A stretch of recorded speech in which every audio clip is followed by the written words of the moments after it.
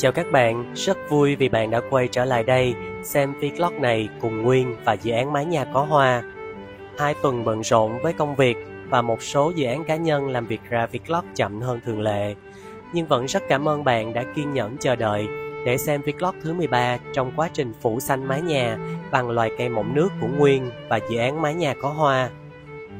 Bạn biết không, một yếu tố quan trọng trong việc xác định sự phù hợp của cây với ngôi nhà của bạn cũng như hình dung quá trình chăm sóc, thuần dưỡng phù hợp đặc tính cho cây, đó là nhận biết nguồn gốc của cây trong môi trường mà cây sinh trưởng.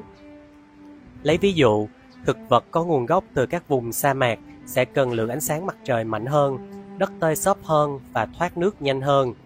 Trong khi, thực vật từ nền rừng nhiệt đới sẽ cần được bảo vệ khỏi ánh sáng mặt trời mạnh hơn và nhu cầu độ ẩm tăng cao hơn. Để dễ hiểu hơn về việc nguồn gốc của cây ảnh hưởng đến việc nuôi trồng và thuần dưỡng cây như thế nào, vlog hôm nay sẽ đưa Nguyên và các bạn đến với Mexico, đất nước chọn hoa xương rồng làm quốc hoa, tượng trưng cho tinh thần bất khuất của dân tộc Mexico. Mexico là một quốc gia thuộc khu vực Bắc Mỹ, phần lớn lãnh thổ của đất nước này nằm trên mảng kiến tạo Bắc Mỹ.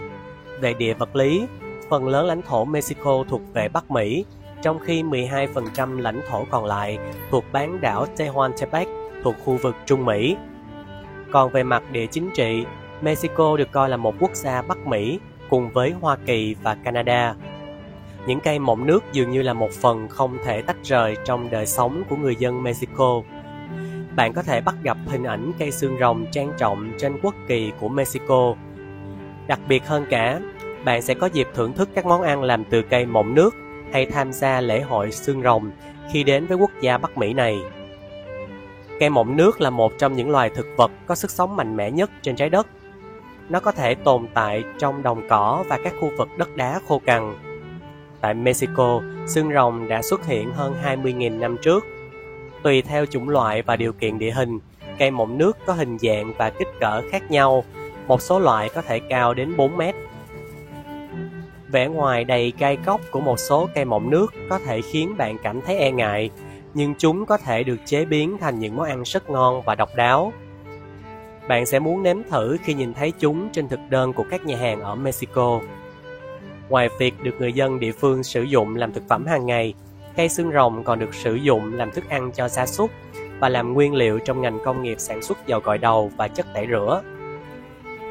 Vậy thì mời bạn đến với vlog thứ 13 của mùa thứ 3 dự án mái nhà có hoa để cùng nhau tìm hiểu một loài cây mọng nước nổi tiếng của Mexico được rất nhiều người quan tâm và thích thú. Đó chính là Echeverria derenbergii, hay có tên dịch thuật tiếng Việt là quý cô sắc màu.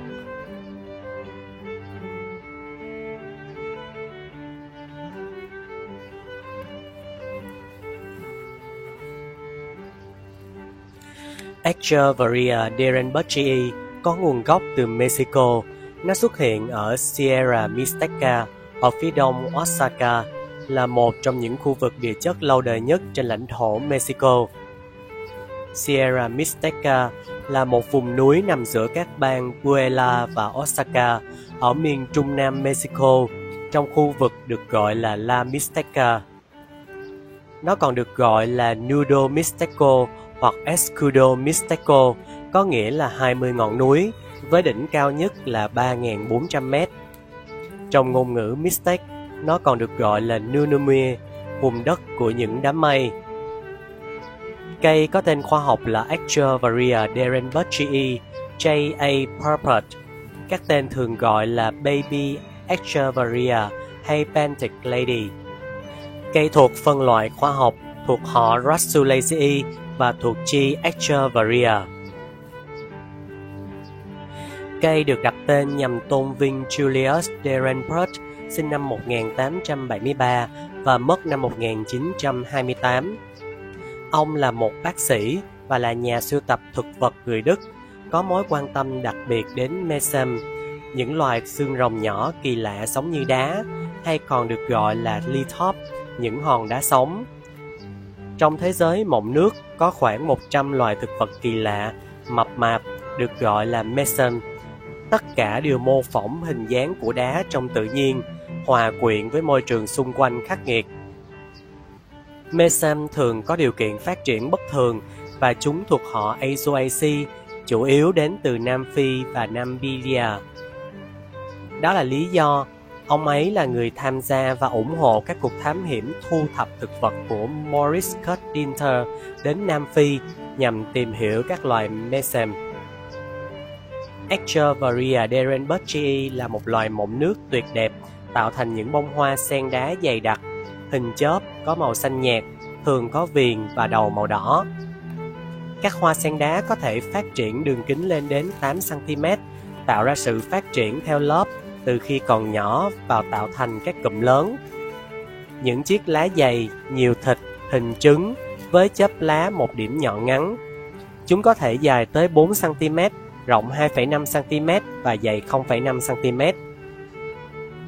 Vào cuối mùa đông đến mùa hè, mọc lên những thân cây màu đỏ hồng, mang những bông hoa màu vàng hình chuông với những đầu được sơn màu đỏ.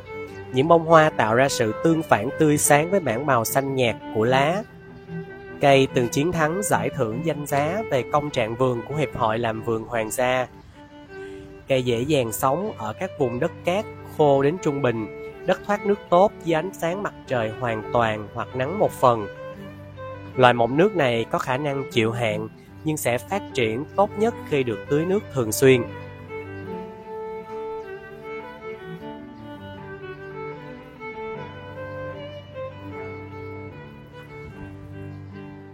Về vấn đề ánh sáng, loài bản địa Mexico này là một loài thực vật mộng nước với các hoa sen đá nhỏ, màu xanh nhạt, mọc thành cụm dày đặc và có đầu lá màu hồng. Cây chỉ cao khoảng 10 cm, tạo ra nhiều nhánh và hoa mọc tự do vào mùa hè. Cần cung cấp đầy đủ ánh sáng cho cây vì Echeveria đặc biệt dễ bị dại thân khi lượng ánh sáng mặt trời không đủ. Ánh sáng là một trong những yếu tố mà nhiều người làm vườn mộng nước không đáp ứng được nhu cầu cho cây trồng. Điều quan trọng là bạn nên đặt cây mộng nước của bạn bên cạnh một cửa sổ hoặc sân vườn, nơi cây trồng sẽ nhận được tối thiểu 6 giờ ánh sáng mặt trời trực tiếp mỗi ngày để đảm bảo cây đủ thời gian quang hợp và phát triển. Nếu không có ánh sáng trực tiếp, cây của bạn sẽ bắt đầu nở ra nhiều hơn và mất đi hình dạng nhỏ gọn, hấp dẫn như ban đầu. Echeveria derenbergii cần nhận đủ ánh sáng rực rỡ ngay cả trong thời gian nghỉ đông. Nếu lượng ánh sáng trong vườn hay nhà của bạn không đủ, đèn nhân tạo nên được xem xét. Sử dụng đèn toàn thời gian hoặc kết hợp với ánh sáng tự nhiên sẽ cho ra những kết quả khác nhau, nhưng cơ bản sẽ cung cấp đầy đủ ánh sáng cho cây quang hợp. Khi sử dụng đèn quang hợp cho cây, cần đặt đèn cao hơn cây từ 20 đến 30 cm sẽ cho kết quả tốt nhất. Ánh sáng nhân tạo không tương đương với ánh sáng ban ngày về cường độ và phải được cung cấp liên tục ít nhất từ 14 đến 16 giờ mỗi ngày.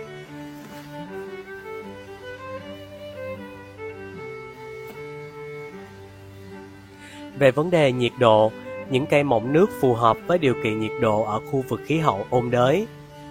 Nhiệt độ ban ngày từ 16 đến 21 độ C và nhiệt độ ban đêm dao động từ 4 đến 15 độ C. Cây có điều kiện nhiệt độ lý tưởng dao động ít nhất từ 10 độ từ ngày này sang đêm khác để phát triển tốt nhất và lên được màu sắc rực rỡ nhất. Trong thời gian nghỉ ngơi vào mùa đông, nhiệt độ ban ngày từ 13 đến 16 độ C là tốt nhất cho cây. Ngôi nhà của bạn sẽ có nhiều khu vực nhiệt độ khác nhau nếu như bạn muốn đặt cây trong nhà. Ví dụ, các vị trí gần cửa sổ có thể có nắng vào mùa đông, nhưng chúng cũng mát mẻ và thường lạnh hơn 10 độ so với trung tâm của căn phòng. Vào mùa hè, cửa sổ hướng nam trở nên nóng hơn vào ban ngày so với phần còn lại của căn phòng và phần còn lại của ngôi nhà. Cần tìm hiểu cẩn thận cũng như đo đạc nhiệt độ từng vị trí trong nhà bạn để đặt cây của bạn ở vị trí phù hợp nhất. Bạn có thể phải di chuyển cây từ vị trí này đến vị trí khác, phù hợp cho từng mùa khác nhau trong năm vì nhiệt độ thay đổi theo thời gian. Nếu trồng cây ngoài vườn, hãy lưu ý việc lượng nhiệt quá lớn tác động đến cây sẽ gây cháy lá và héo thân nếu cây không được che chắn cẩn thận. Sử dụng các loại lưới giảm nắng cho cây vào mùa hè là điều kiện tốt nhất bạn nên làm cho cây để bảo vệ cây dưới sự tác động của nhiệt độ.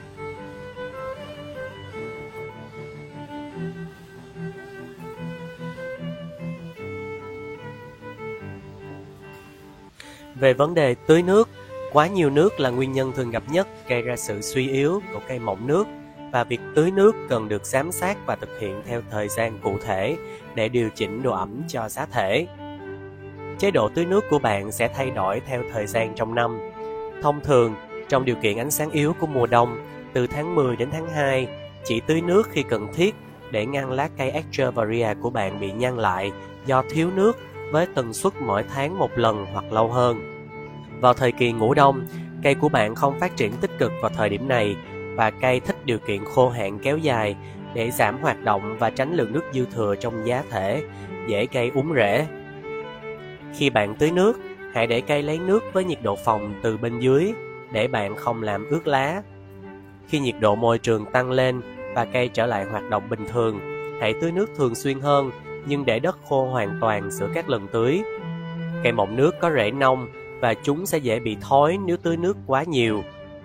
Cây không cần độ ẩm để phát triển và không nên phun sương, vì nếu làm ướt lá và không gian trồng cây không thoáng khí, dễ gây đọng nước, và dưới tác động của nhiệt độ, dễ dẫn đến úng lá và thân. Đặt cây ở chỗ thoáng, có sự lưu thông của gió sẽ là điều kiện giúp cây phát triển tốt và rực rỡ.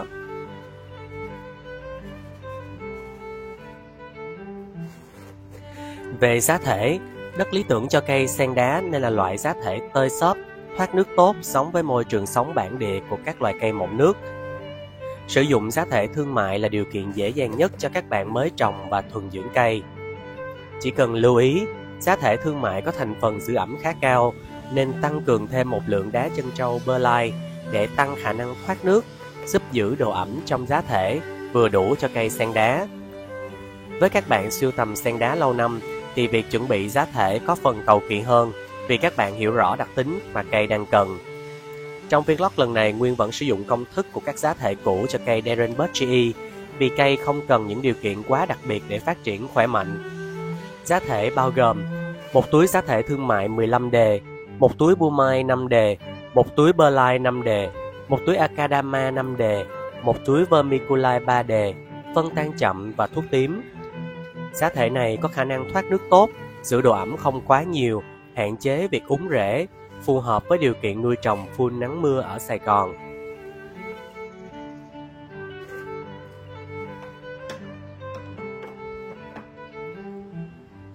Về vấn đề thay chậu, chỉ thay chậu cho cây vào mùa xuân khi bạn thấy việc đó là cần thiết. Cần thiết ở đây là khi bạn nhận thấy giá thể cho cây không còn thoáng khí và tơi xốp, hoặc đất không còn nhiều dinh dưỡng để cây hấp thụ và phát triển, hoặc kích thước của cây phát triển to hơn chậu, cần thay chậu lớn hơn. Thời gian thay chậu thường từ 1 đến 2 năm một lần, tùy theo sự cần thiết thay chậu nói ở phía trên. Đất và chậu bạn chọn cho cây mọng nước đóng một vai trò quan trọng đối với sức khỏe của cây.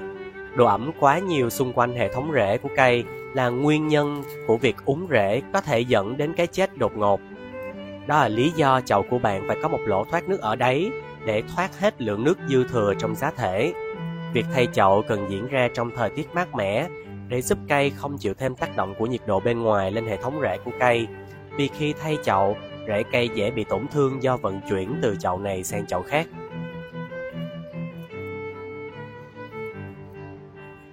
Về vấn đề dinh dưỡng, cây chỉ nên được bón phân trong mùa sinh trưởng từ tháng 3 đến tháng 9 trong năm. Các loại phân tan chậm hay phân bón phun xịt lên lá đều có tác dụng tốt đến cây. Việc cây phát triển tốt bộ rễ và hấp thụ đủ chất dinh dưỡng là điều kiện cần thiết để cây phát triển khỏe mạnh.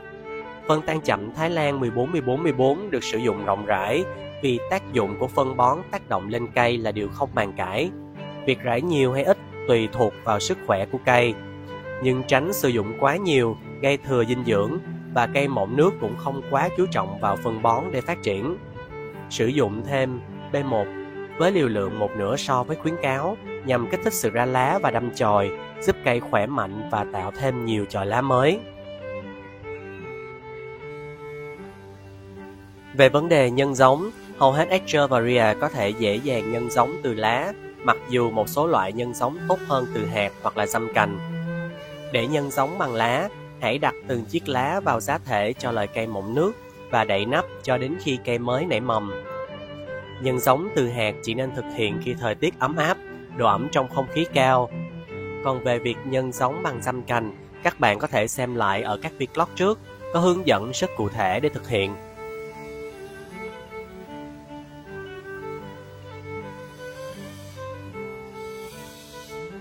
Về sâu bệnh, hầu hết các loài Echeveria phổ biến không phải là loài xương rồng phức tạp để phát triển, miễn là bạn tuân theo một số quy tắc cơ bản.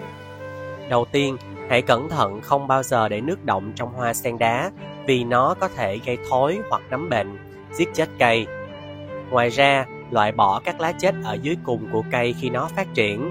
Những chiếc lá chết này là thiên đường cho sâu bệnh và Echeveria dễ bị rệp sáp. Cuối cùng, việc sử dụng các loại thuốc diệt sâu bệnh nên phun xịt hàng tuần để bảo vệ cây tránh khỏi các tác động hại cây, giúp cây phát triển khỏe mạnh. Đừng để cây bị bệnh rồi mới chữa trị, hãy phòng bệnh cho cây trước, vì cây khi đã suy yếu khó có khả năng phục hồi.